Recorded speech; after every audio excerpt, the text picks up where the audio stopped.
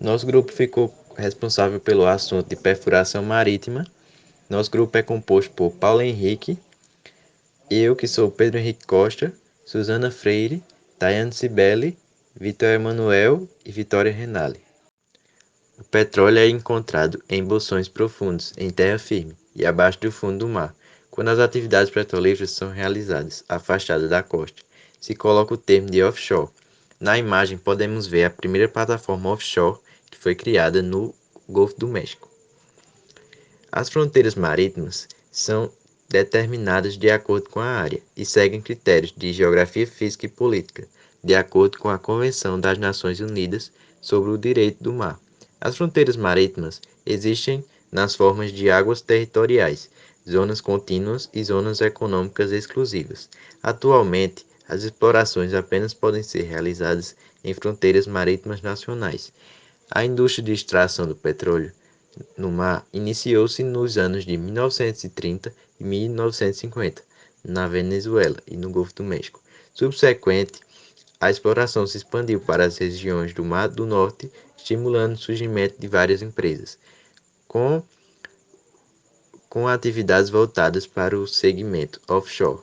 Surgem a Shell, Exxon, Texaco e a Jeep.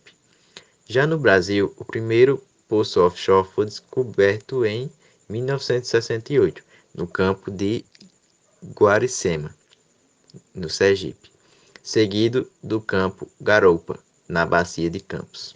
Apesar da plataforma offshore serem mais produtivas mundialmente, o custo onshore é muito menor que o offshore. A perfuração offshore ela é muito mais perigosa devido a diversos desafios e requer certos cuidados. Devido a esse fato, o gerenciamento de riscos é de extrema importância para se certificar de que tudo está operando de maneira correta e diminuir a possibilidade de um acidente que pode causar danos aos equipamentos e ao poço, o que gera perda de dinheiro ou, acima de tudo, a perda de vida humana. Na figura superior ao lado, podemos perceber que, na reta de cor escura que representa a offshore, podemos perceber que o valor de custo já é mais elevado desde o ano de 2005 e continua elevado até o ano de 2015. Já em comparação com a onshore, o custo é de menor custo desde a época de 2005 e vai aumentando gradualmente e aos poucos até chegar no ano de 2015. Já na figura abaixo, mostra a comparação entre suas produções, também em âmbito global. Podemos perceber que no bloco de cor preta, que representa a plataforma offshore, podemos perceber que a produção era bem maior comparado a onshore, que está na cor bege. O Brasil se destacou bastante dos países produtores offshore por investir em tecnologia de ponta para abaixar o custo de extração em águas profundas, principalmente nos enormes campos de pré-sal, que são altamente produtivos em petróleo de boa qualidade. Para realizar sua exploração, são necessários basicamente três passos importantes: prospecção, perfuração e extração. O processo de prospecção é a localização de bacias sedimentares por meio de análise detalhada do solo e do subsolo.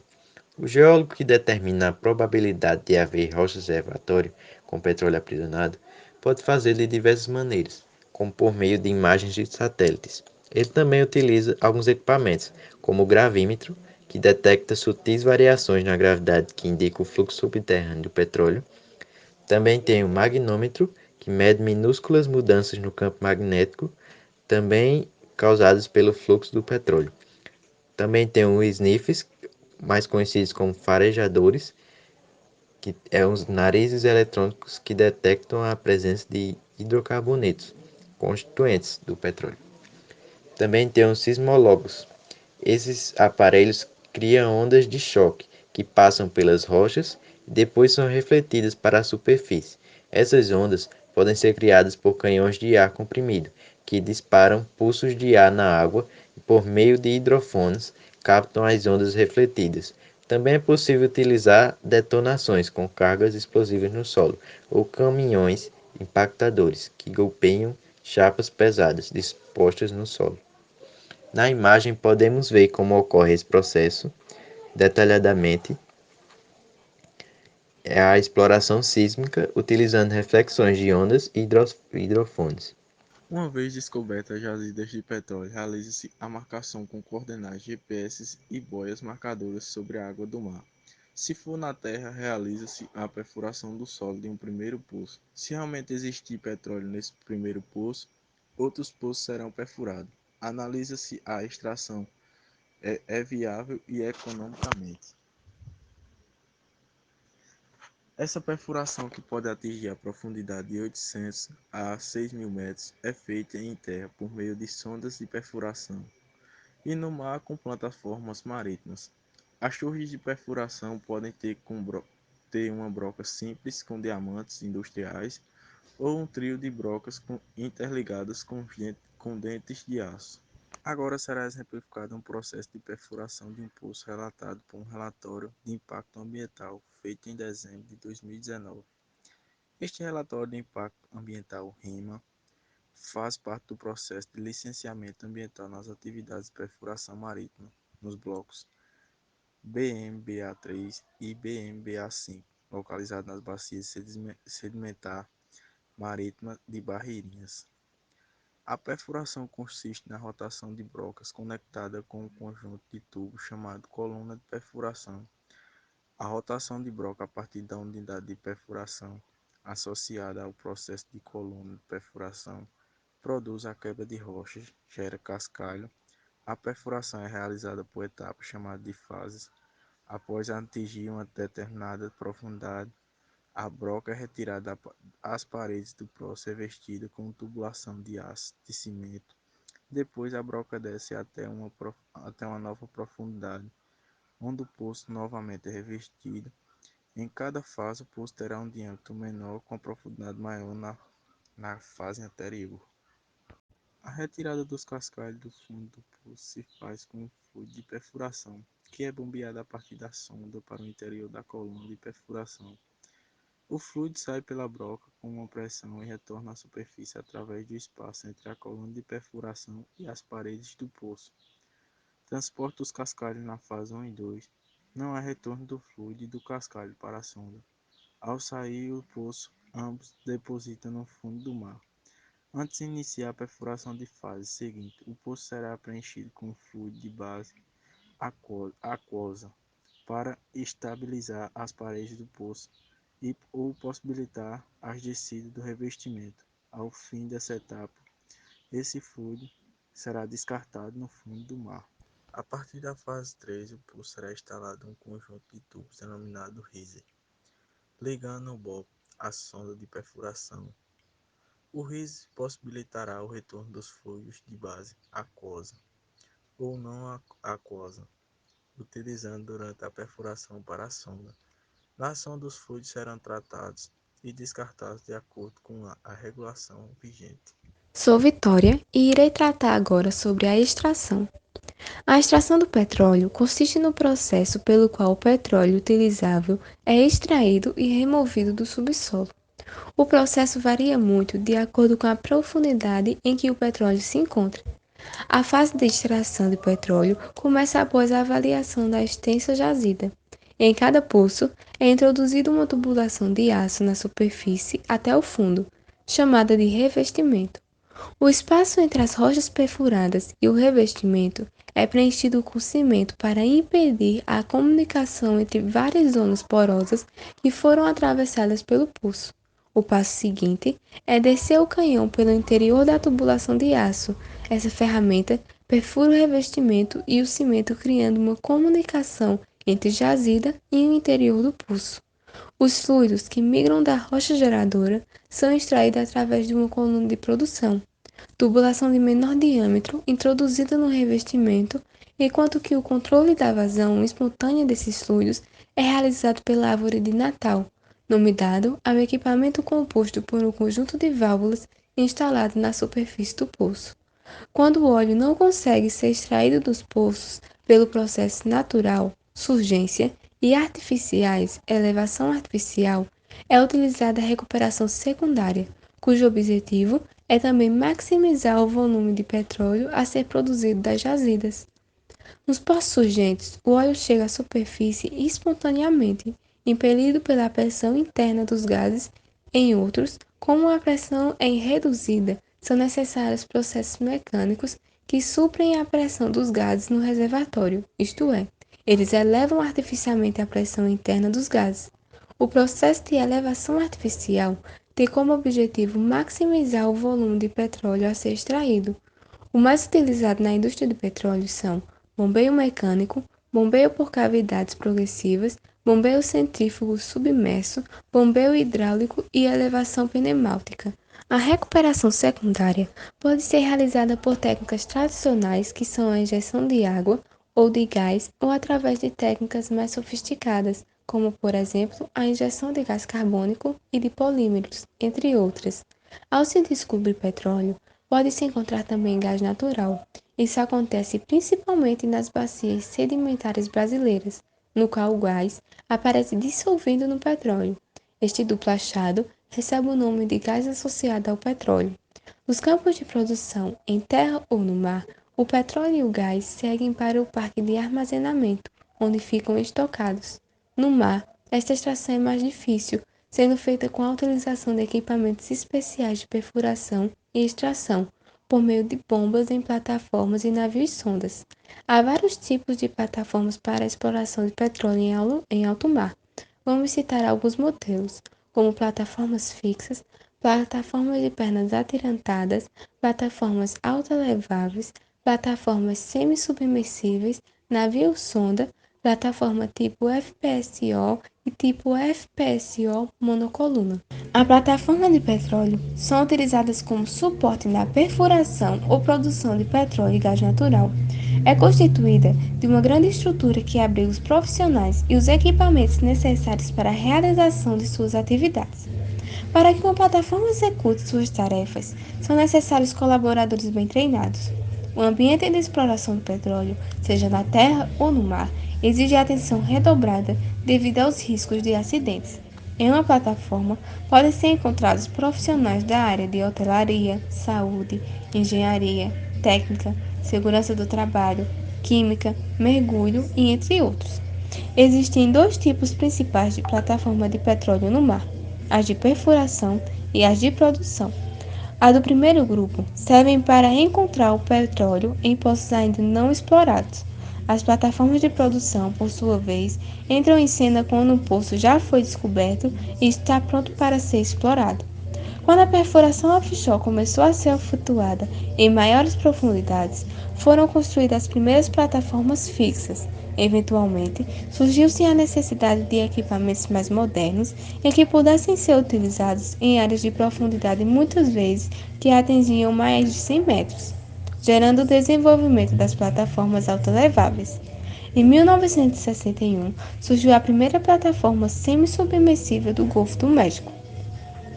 Antes de tudo, deve-se certificar que a plataforma está corretamente posicionada e que ela se manterá estável em uma variedade de situações em que a água pode se encontrar, tais como grande fluxo de águas por correntes marítimas, grandes ondas e etc. É feito um estudo das condições da área em que se encontra o reservatório, como, por exemplo, o cálculo da lâmina d'água e da profundidade a ser perfurada, para se determinar o tipo de plataforma a ser utilizada, permitindo uma conexão segura com o fundo do mar.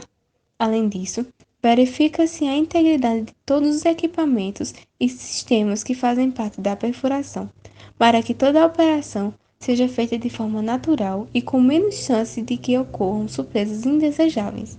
Existem vários tipos de plataformas que são destinadas de acordo com a sua funcionalidade. Cada campo de petróleo possui a sua particularidade e, assim, demanda um tipo de plataforma que esteja conforme às suas características. As plataformas fixas foram as primeiras unidades de produção utilizadas no mundo. É usada em operações realizadas em águas rasas, ou seja, em operações menores de que 300 metros de profundidade. Utilizada para a perfuração de poço, como também para a produção de petróleo, e é a mais utilizada no Brasil pela Petrobras. Geralmente, as plataformas fixas são constituídas de estruturas modulares de aço, instaladas no local de operação, com estacas cravadas no fundo do mar. Primeiro, é construída a jaqueta, que é a base da plataforma, a ser fixada no fundo do mar. A construção da jaqueta é feita nos estaleiros na posição horizontal. Concluída a construção, a jaqueta é levada para a sua locação em barcaças de grande porte e lançadas ao mar na posição vertical, no ponto onde vai operar. Depois de devidamente fixadas no fundo do mar, a jaqueta recebe as partes superiores da plataforma, que constituem os equipamentos de perfuração, estocagem de materiais, alojamento de pessoal, bem como todas as instalações necessárias para a perfuração do poço. Escoam a produção diretamente por dutos ou para navios, uma vez que não possuem tanques de armazenamento. Esse tipo de plataforma é projetada para uma determinada locação, onde permanece até o esgotamento da jazida, porque não podem ser transferidas para outro campo. A vida média útil de um reservatório de petróleo é de 30 anos, podendo ser menor ou maior dependendo de diversos fatores. Quando desativadas, as plataformas fixas podem se transformar em atratores de peixes, como arrecifes artificiais. As plataformas autoleváveis são utilizadas em águas rasas com alcance de aproximadamente 150 metros de profundidade. Destinada à operação de postos exploratórios na plataforma continental, é uma plataforma altamente segura com uma grande estabilidade, devido a seu sistema de estrutura de apoio, sendo as operações de perfuração bem semelhantes às realizadas na superfície terrestre, justo por tal característica. São constituídas basicamente de uma espécie de pranchão ou balsa, onde estão localizadas todas as facilidades de operação e de apoio, como sonda de perfuração, alojamentos, refeitórios, laboratórios, sala de controle, heliporto e etc. Possuem 3 ou 4 pernas que, acionadas mecanicamente ou hidraulicamente, movimentam-se para baixo até atingirem o fundo do mar. Em seguida, inicia-se a elevação da plataforma acima do nível da água ou a uma altura segura e fora de ação das ondas. Essas plataformas são móveis, sendo transportadas por rebocadores ou por propulsão própria. É um tipo de plataforma móvel, podendo ser transportada tanto por reboques como também por propulsão própria. Terminada a perfuração de um determinado poço, o convés da plataforma desce até o nível do mar e a unidade pode ser rebocada para outra locação. Apesar da estabilidade concisa e da facilidade de ser móvel, a plataforma autolevável é um tipo de unidade de perfuração marítima que tem sofrido o maior número de acidentes. As plataformas semi-submersíveis, com alcance de mais de 2.000 metros de profundidade, é uma plataforma projetada com a função de perfuração e produção. As plataformas semi-submersíveis são compostas de uma estrutura de um ou mais convés, apoiada em flutuadores submersos. Uma unidade flutuante que sofre movimentação devido à ação das ondas, correntes e ventos, com possibilidade de danificar os equipamentos a serem descidos no poço. Por isso, torna-se necessário que ela fique posicionada com estabilidade na superfície do mar. Dois tipos de sistemas são responsáveis pelo posicionamento e estabilidade da unidade flutuante: o sistema de ancoragem e o sistema de posicionamento dinâmico. O sistema de ancoragem é constituído por 8 a 12 âncoras com cabos ou correntes que atuam como molas, produzindo esforços capazes de restaurar a posição inicial da plataforma, quando ela é modificada pela ação das ondas, ventos e correntes marítimas. No sistema de posicionamento dinâmico, não existe ligação física da plataforma com o fundo do mar, exceto a dos equipamentos de perfuração que têm que atingir o leito marinho. Sensores acústicos determinam a deriva da unidade flutuante e propulsores do casco são acionados por computador, restauram a posição da plataforma. Tem grande mobilidade, podendo mudar rapidamente de um campo para outro, podendo também ter propulsão própria ou ser movida por meio de reboques, assim como ocorre com a plataforma autolevável. Uma variação da plataforma semi-submersível é a plataforma submersível, de utilização limitada, sendo essa usada em águas calmas, como os rios e baías com pequenas lâminas de água. A plataforma submersível é deslocada por meio de rebocadores e fixadas de maneira ao seu casco inferior se apoiar ao fundo do terreno explorado. Sou Suzana e vou falar sobre a plataforma de pernas atirantadas. A plataforma de pernas atirantadas é uma unidade flutuante de casco semelhante a uma submersível. Este tipo de plataforma é projetada para operar em águas muito profundas, chegando a alcançar uma lâmina d'água de até 1.500 metros. Sua árvore de Natal é seca, pois está localizada no convés. Esta plataforma é ancorada no fundo do mar por tendões verticais. Os tendões desempenham a função de cabos de amarração, mas são como tubos de riser com tensão superior. Sua instalação requer precisão e manuseio cuidadoso, e é uma solução mais econômica para estas profundidades de água. A estrutura é restrita verticalmente, impedindo movimentos verticalmente e rotacional. É compatível na direção horizontal, permitindo oscilações horizontais. A plataforma é inviável numa profundidade maior que 1.800 metros de água, devido ao tamanho e custo do sistema de tendão necessário para águas mais profundas. Na imagem, vemos o deslocamento da plataforma de pernas atirantadas até o local de realização da operação para unir o convés com o casco. Plataforma navio-sonda. A plataforma flutuante tem seu casco em forma de navio, projetada para fazer a perfuração dos poços submarinos e ultrapassar uma lâmina d'água de mais de 2.000 metros. A unidade pode ser ancorada de duas formas, no solo marinho e dotada de sistemas de posicionamento dinâmico, que anulam o efeito do vento, ondas e correntes. A torre de perfuração localiza-se no centro do navio, onde uma abertura no casco permite a passagem da coluna de perfuração, onde são montados os componentes utilizados durante a operação. Assim, a lâmina d'água é transposta, o equipamento atinge o fundo do mar e começa sua perfuração até atingir a jazida de petróleo.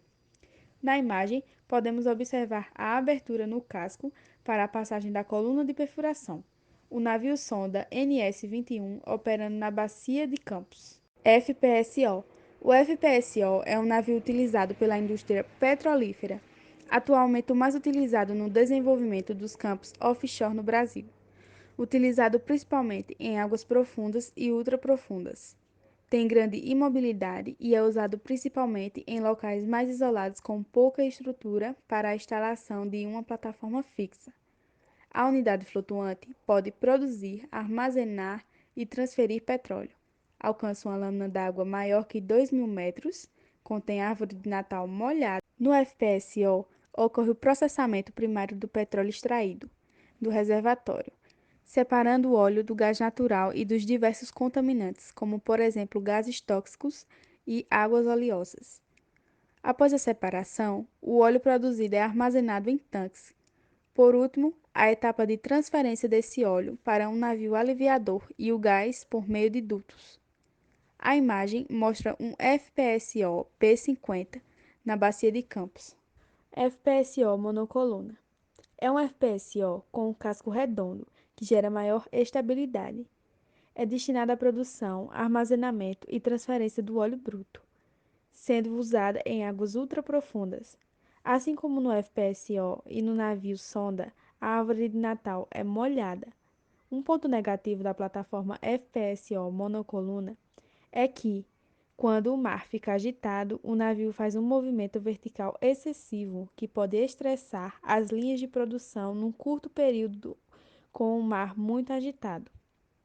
À esquerda, temos a plataforma FPSO monocoluna Sevan Piranema. Vantagens: plataforma fixa. A instalação é mais simples e permite que o controle dos poços seja feito na superfície. Plataforma autoelevável. Facilidade para mudar de locação e o comportamento de estrutura fixa, que permite que o controle dos poços seja feito na superfície. Plataforma semissubmersível. Foi especialmente projetada para ter pouco movimento. Uma vantagem do FPSO é a capacidade de armazenamento que permite que opere em grandes distâncias da costa, onde a construção de oleodutos é inviável. FPSO monocoluna. Uma vantagem desta plataforma é que possui movimentos menores que o FPSO tipo navio, graças à sua tecnologia inovadora que permite a entrada da água na parte central do casco, diminuindo o efeito das ondas. Este modelo é pioneiro no mundo. TLWP, ou plataforma de pernas atirantadas, possui um sistema de ancoragem rígido e movimentos reduzidos, o que permite com que o controle dos postos seja feito na superfície. Plataforma navio-sonda. Pelo casco em forma de navio, consegue operar sem o suporte de barcos de apoio ou serviço, ou seja, maior autonomia para perfurar em grandes distâncias da costa. Meu nome é Tayane e vou falar sobre a cabeça de pulso. Ela tem como finalidade proporcionar a ancoragem e a vedação da coluna de revestimento. É composta por cabeça de produção, cabeça de revestimento, suspensor de revestimento, carretel de perfuração e produção. A imagem demonstra o esquema de uma cabeça de pulso utilizada em plataforma fixa. Cabeça de produção. Existem 3 tipos de cabeça de produção, que são elas. Tipo MCM. As cabeças de produção tipo MCM foram projetadas para alojar suspensores de produção tipo MC1W, MC1A, MC1ABP, MC1, MC2 e MCP1, como também suspensores de revestimento MC22 e MC29. O flange de suspensores contém parafusos prisioneiros para energizar a vedação anular. As saídas laterais podem ser roscadas ou flangeadas, sendo que as saídas laterais com flanges abertos ou entojadas têm rosca internas para plugs de remoção de válvula contra pressão. Tipo MC. As cabeças de produção tipo MC são similares às cabeças de produção tipo MCM, sendo que possui os prisioneiros de alinhamento para guiar o suspensor de produção quando existe ranhuras de alinhamento. Nesse tipo de cabeça de produção, é possível alojar os mesmos suspensores de produção com as cabeças tipo MCM e suspensores tipo MC-BS. Tipo MC60. Com as características similares às cabeças de produção MC, a MC60 permite a instalação de suspensores de produção tipo MC1W, MC1A, MC1ABP, MC1, MC2, MCP1, para guiar e suportar os suspensores de produção para a completação dupla. Este tipo de cabeça de produção conta com 2 prisioneiros com alinhamento robusto. Cabeça compacta. O equipamento cabeça compacta é um conjunto de cabeça de revestimento e carretel de ancoragem. Eventualmente pode ser combinada com cabeça de produção. Esse tipo de conjunto é montado e posteriormente instalado nos poços, suprimindo a necessidade da retirada e reinstalação do BOP durante a perfuração e completação, no qual a economia do tempo torna-se significativa. A cabeça compacta é fornecida com suspensores de pescoço estendido, com vedação metal-metal e suspensor de revestimento passante.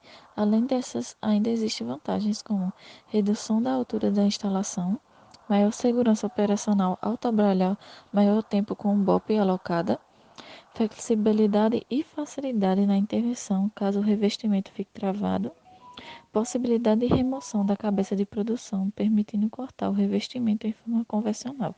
Existem 3 tipos de cabeça de revestimento ou compacta. Modelo CS2 possui um corpo partido que permite a separação em casos de constangência para colocar suspensores de cunha no lugar do suspensor tipo madril. Essas cabeças possuem um anel de retenção para travar os suspensores de revestimento, eliminando múltiplas perfurações e minimizando pontos de vazamento. São de fácil instalação e oferecem maior segurança. Modelo SP2. Assim como o modelo CS2, possui um corpo partido que permite a separação em caso de contingência para colocar um suspensor de cunha no lugar de um suspensor tipo madril. Se diferencia por possuir pernos de retenção para travar os suspensores de revestimento, similar às cabeças convencionais. E também temos os modelos CCPI e CCSI.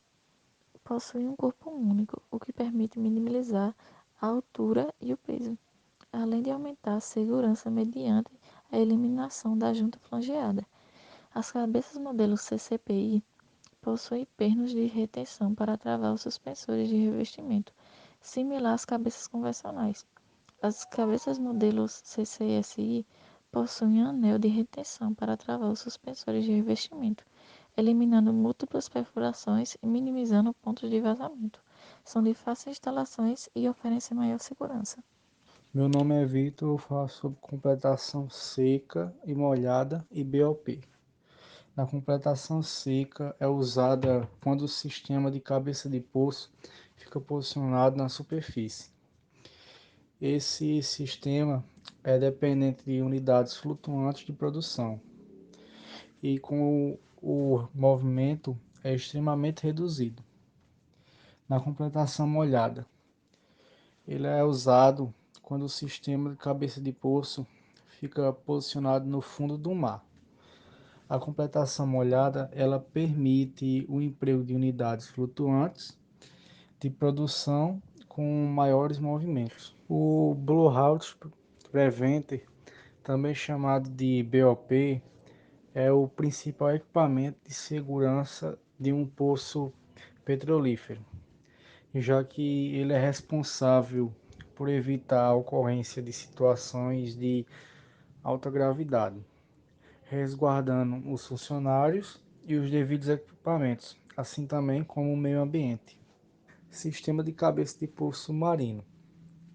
Ele é dividido em dois aspectos diferentes: BOP na superfície, como nas sondas fixas, e BOP no fundo do mar, como nas sondas semi-submersíveis e em navios. Nos dois sistemas, as colunas de revestimento são sempre ancoradas no fundo do mar, evitando a sobrecarga na sombra, dando maior estabilidade e facilidade do abandono de poço, BOP no fundo do mar. Em plataformas flutuantes, a cabeça de poço fica no fundo do mar. Cargas dos revestimentos são absorvidas pelo condutor e revestimentos de superfície, que por sua vez descarregam parte da carga em bases que funcionam como fundação submarina para o poço. No BOP no fundo do mar, ele é dividido em dois tipos: com cabos guia e sem cabos guia.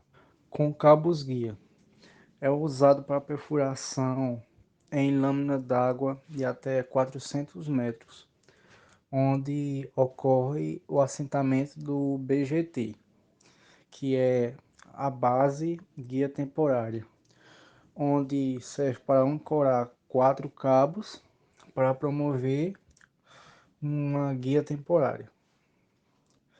Aí, falando do assentamento do BGT, é descida uma coluna de perfuração com a broca 26 e um alargador 36. É descido também um alajador e um condutor 30. Após isso, é cimentado o condutor 30 e depois a perfuração da seguinte fase, com uma broca 26. Após isso, é descido e cimentado o revestimento de 20, na extremidade superior do alojador de alta pressão. Após a cimentação, descem e são conectados o BOP e o riser, que permitirão a perfuração até a conclusão do poço. Sem cabos guia. É usado em lâminas d'água de grande profundidade com o solo estável. O BGT tubulão é assentado com 12 a 14 metros de profundidade, usando-se processo de jateamento da área interna inferior do mesmo. E por fim, BOP na superfície. O sistema de suspensão de fundo de mar permite ancorar revestimentos após sua cimentação. É possível abandonar o poço e retornar a ele, conhecido como tieback. Ele tem a necessidade de um cabeçal de superfície, onde ocorre uma função de vedação e sustentação do peso dos equipamentos acima do fundo do mar. Caso o poço não seja explorado imediatamente, será abandonada e tamponado todos os equipamentos acima do cabeçal que serão retirados.